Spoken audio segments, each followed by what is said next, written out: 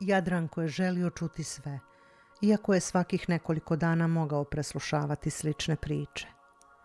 Zapitkivao je o pojedinim ljudima iz kulture, sporta, o komandantima ili o novinarima. Grigorije mu je govorio i o dokumentarnim filmovima koje prave u njegovoj filmskoj grupi i koje će pokazati u Amsterdamu.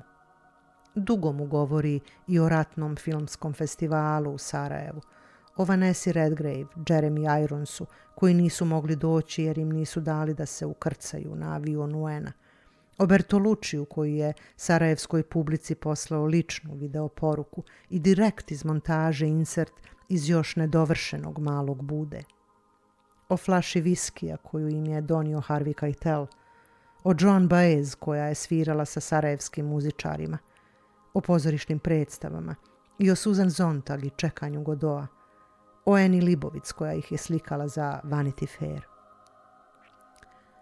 Jadranko je nekim polušapatom spominjao neke Grigoriju nepoznate stvari, o na čudan način ranjenom ratnom komandantu, mafijašu, koji leži u bolnici, tu u Anconi, a koji je upucan preko puta prostorija Grigorijeve filmske kuće.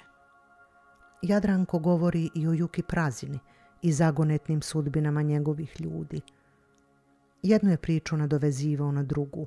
Govorio je o poznatim i nepoznatim ljudima koji su kroz ovu sobicu prošli na svom proputovanju u prokletstvo egzila. Jadranko je odjednom zašutio i dugo je prevrtao tamno vino u čaši. Iskapio je cijelu čašu u cugu. Potom je prepričao pogibiju svog brata na samom početku rata. Kako ga je i gdje ubio snajper, gdje je metak ušao, kuda je izašao, kako su ga na brzinu sahranili na groblju Lav i kako je sprovod bježao pod udarcima minobacačkih granata. Pred jutro Jadranko je ispratio Grigorija na taksi. Ispod se naziralo more, usivljeno u zoru. Hodali su kroz neku mrzlu i neprospavanu izmaglicu.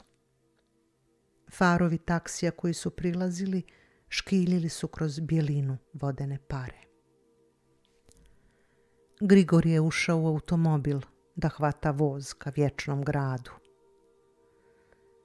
A Jadranko se vratio u svoju sobicu da poput Harona, sina tame i noći, čeka na idući transportni avion i nove duše pristigle preko mora iz polumrtvog i odsječenog Sarajeva.